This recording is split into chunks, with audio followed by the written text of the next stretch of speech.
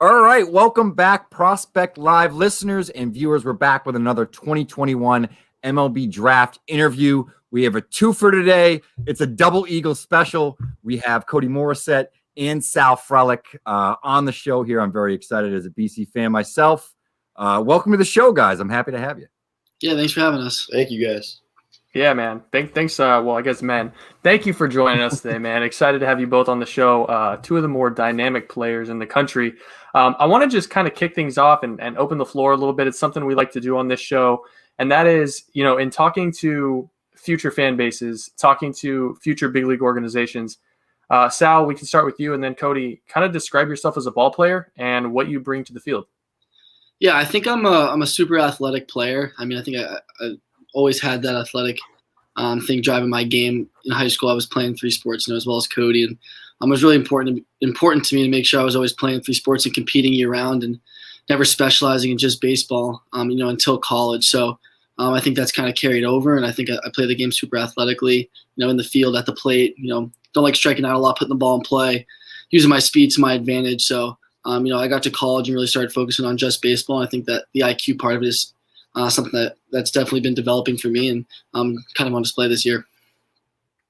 Yeah, similar to Sal, playing three sports in high school was huge. Like, played all three growing up, and that really helped me not really focus too much on baseball until I got to college. And honestly, it made my game even better once I got here. And as a baseball player, Sal and I are completely different. He's electric. Like, you see all of his tools, like big arm, can hit the ball, like unbelievable player. And I feel like I'm just a steady guy out there. I'm just a baseball player. I just go out, I do what needs to be done, and I really love hitting. That's one thing I love to do. Yeah, and I think that's definitely something with both of your games. You're both guys that are strong, left-handed hitters. Obviously, you both flash power. I'm interested, taking that step from being a three-sport athlete in high school, of course, being a cold weather guys as well. One guy from Lexington, Mass, another from Nashville, New Hampshire.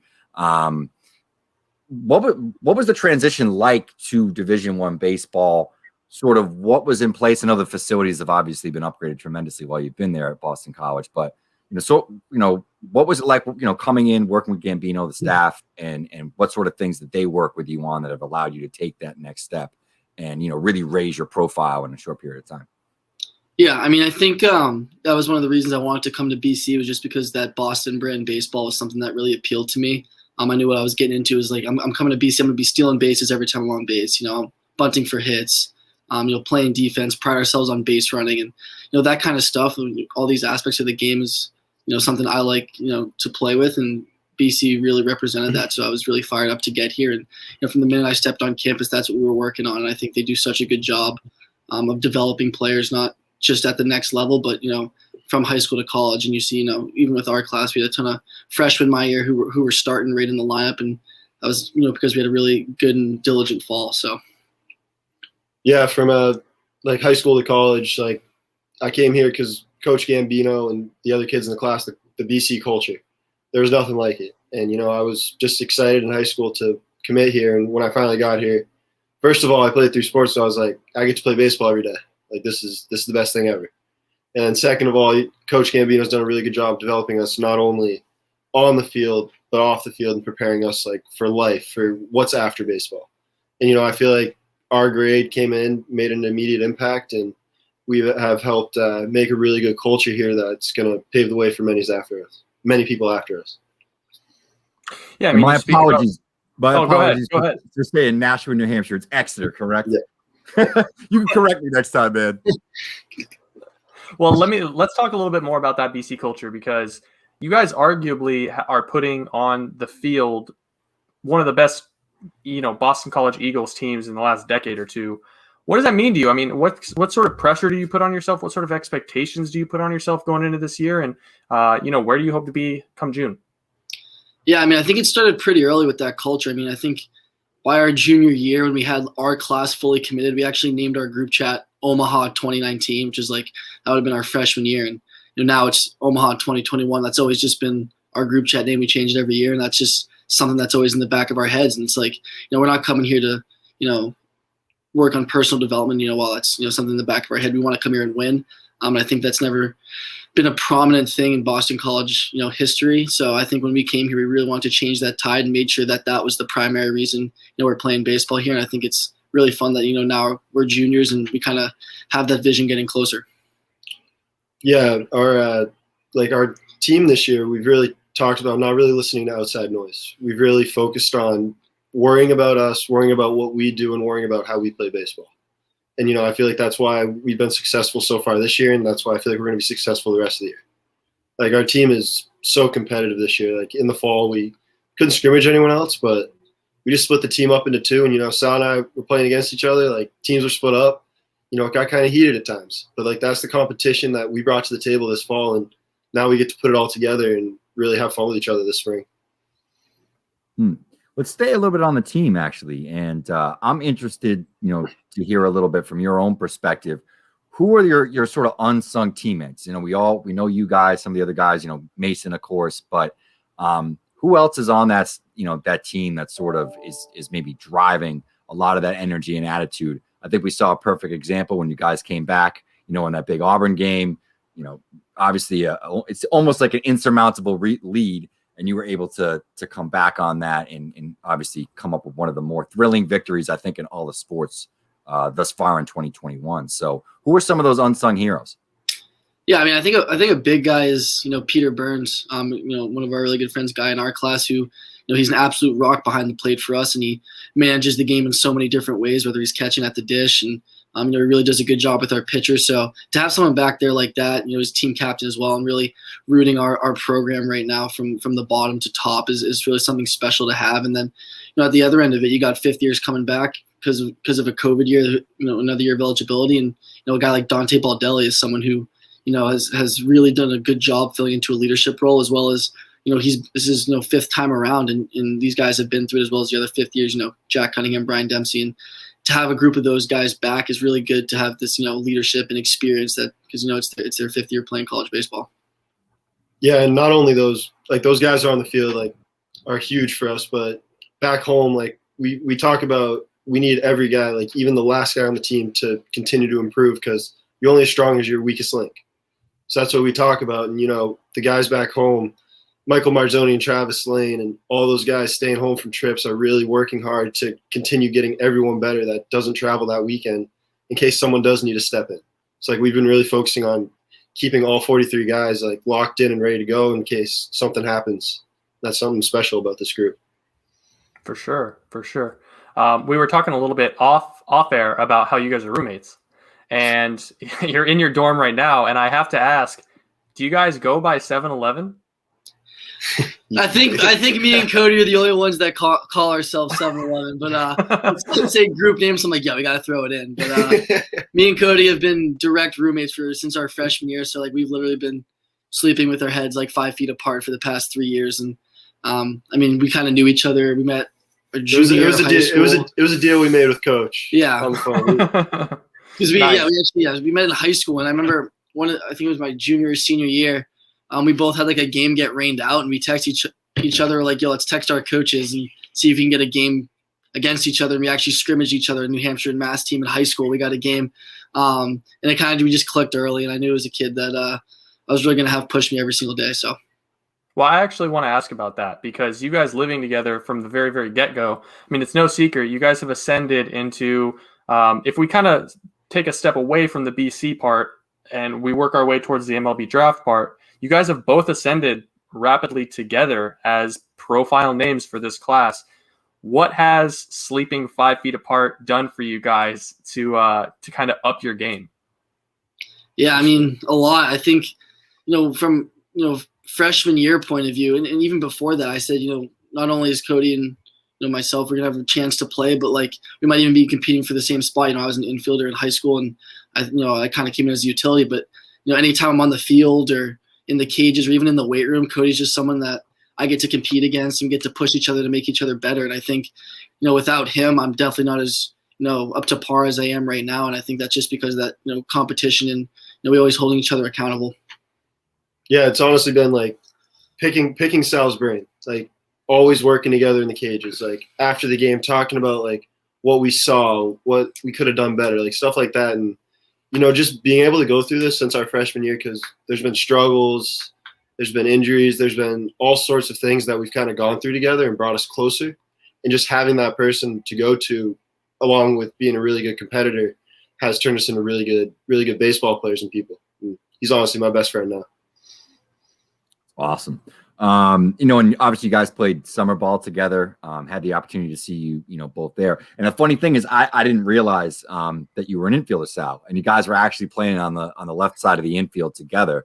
But the other thing that I noticed is it seemed like since I had seen you in 2019, especially early on, in your collegiate careers, it seemed like you both made a concerted effort to sort of drive the ball more, add more power. Some of that might just be, coming into your man muscles, what have you, but also sort of, transitioning to different positions. Cody, you've, moved over to third base. So I'm interested, maybe tying in, pushing each other a little bit, but are those sort of things that you really focused on over the last year, sort of adding that thump in the game, or did it sort of come naturally? Same thing with sort of some of the position moves.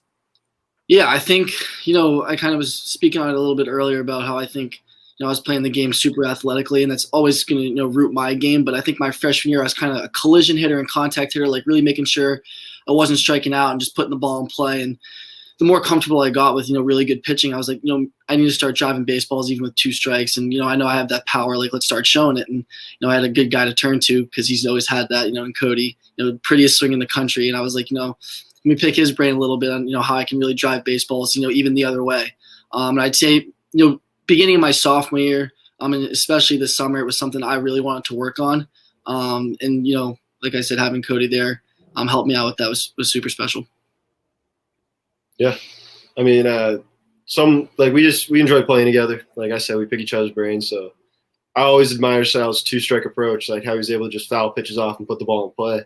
So, I started to implement that into my game a little bit. And this summer I really focused on pitch selection.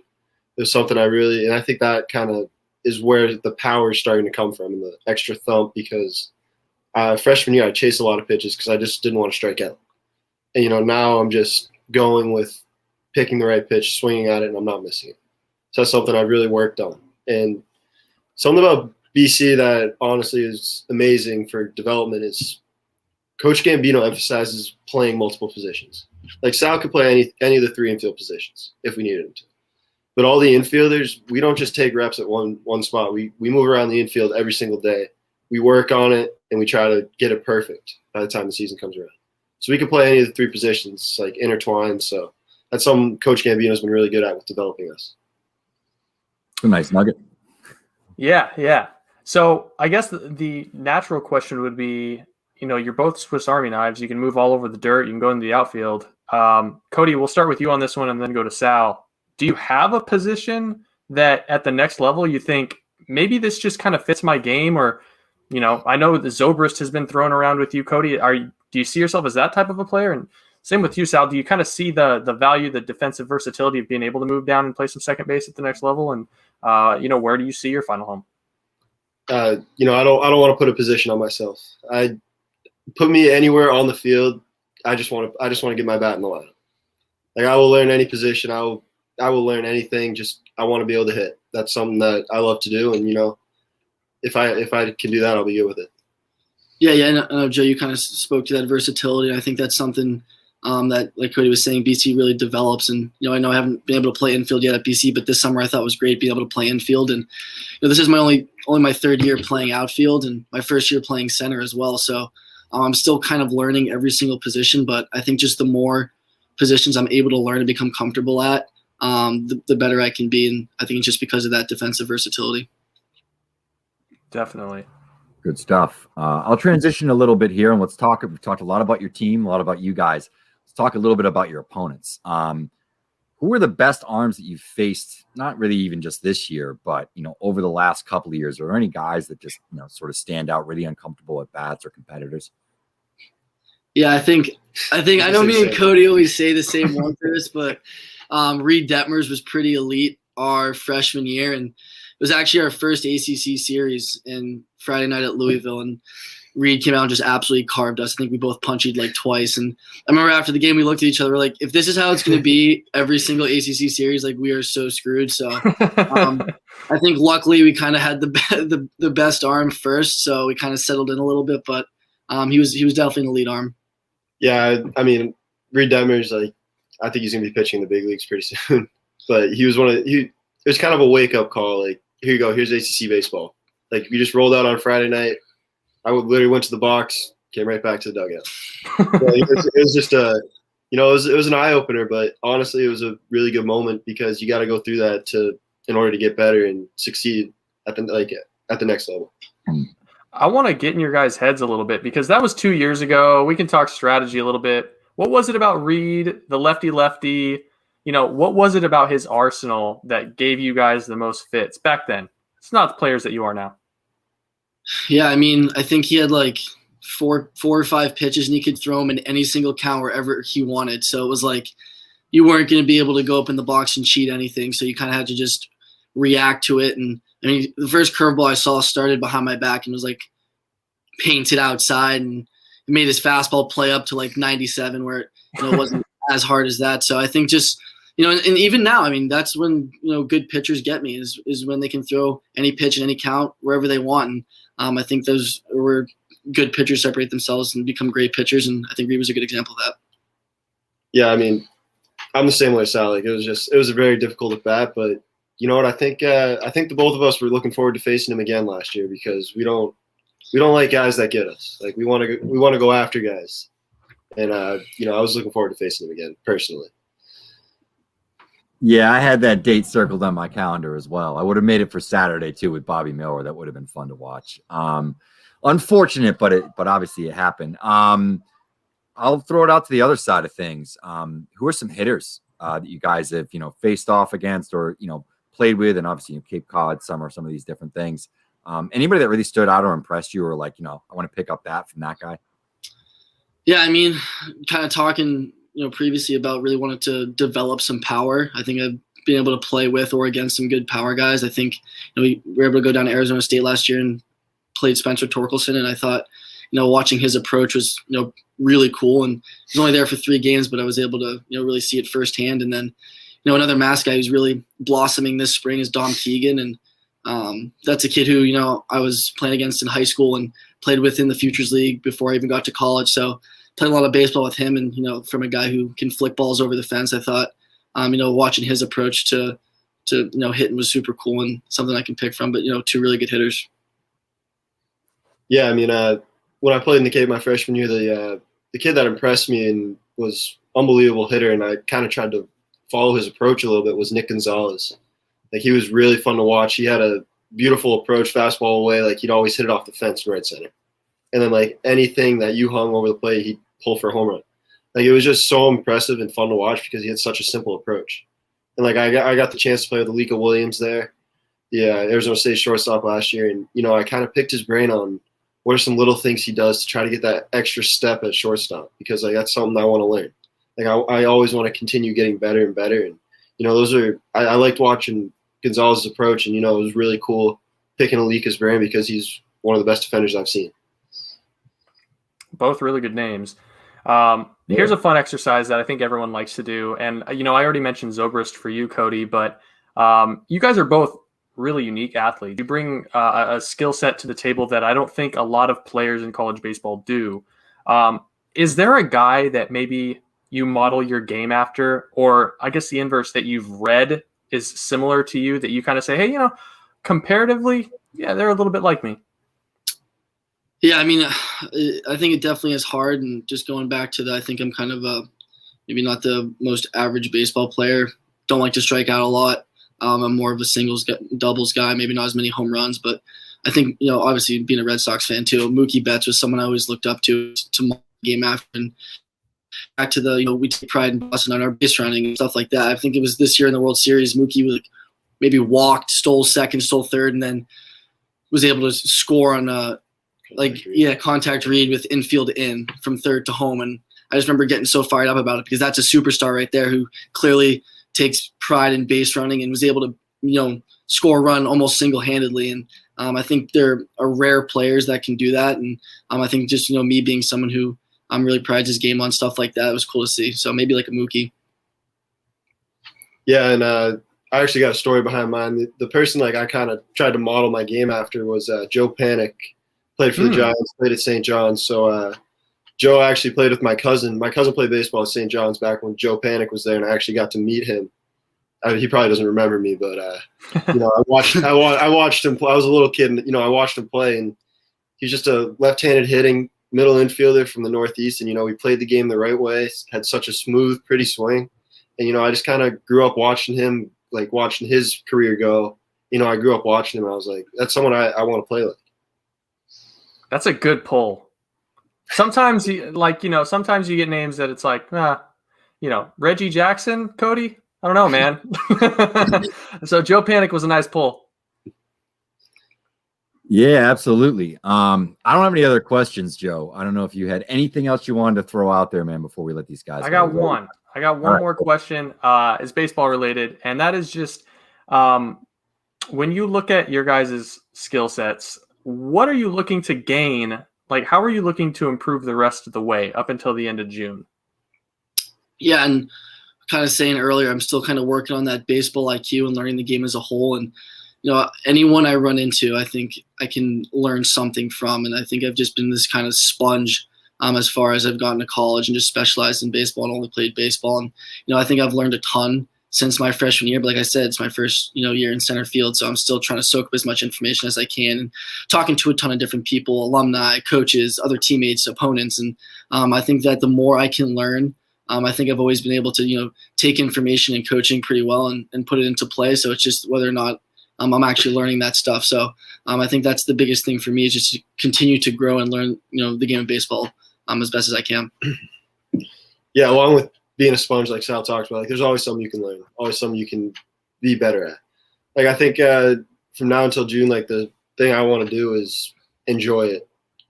Just enjoy the ride with my team, because if we focus on winning, if we focus on each other, everything's going to work out for us individually. So I just want to enjoy our journey together, and that's something I'm really excited about. Two really good answers, Ralph. I gotta ask one more question because 7-Eleven, you guys are roommates. I know that you're probably going through the process of having a million Zoom interviews with pro teams. I gotta ask, have you taken any of those Zoom interviews together? And the other part of that is, for both of you, what's the strangest question you got in those introductory meetings? We haven't taken any together. We haven't taken any together. We actually finished all those up in the fall. But what's a weird question? I got asked. I don't know if this is a weird question, but I got asked I think it was you're facing Kumar in the College World Series. It's your first at bat. What do you do against him? I don't know if that's the weirdest question, but maybe the most out of the blue question I've got. So yeah, I don't know. Not too many weird ones. Yeah, they're all pretty straightforward. There would be similar questions to that, putting us in scenarios, but nothing really out of the ordinary, I'd say. Well, I really enjoyed you guys, man. You guys are a lot of fun. Thank you. No, thanks for having us, guys. We try to be. Same here, guys. Thanks for joining the show. 7-Eleven, man. Get me a regional, all right? Get me a regional. Let's get there, guys. I'm getting a tattoo. I will. I'll get a tattoo if you go to Omaha. I will get a tattoo. I'm remembering that. Yeah, we're holding you to that. All right. It's I got Bobby Witt bets, I got Kansas City Royals bets, and now I have a tattoo bet. My wife's going to kill me now. Hey guys, thank you so much for having us today. Thank you for having us on your show. So we appreciate it. All right, guys. All right. Thanks a lot, guys.